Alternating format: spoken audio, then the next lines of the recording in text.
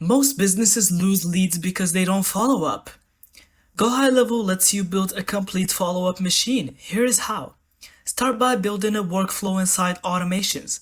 This is where you'll design the full follow-up journey. Now, set up emails, SMS, and even voicemail drops. Using multiple channels, ensure you stay in front of your leads until they respond.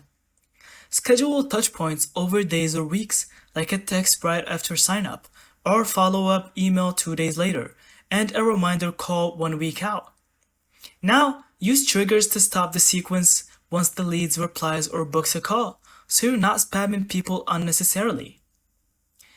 And that's how you build a powerful follow-up machine in GoHighLevel.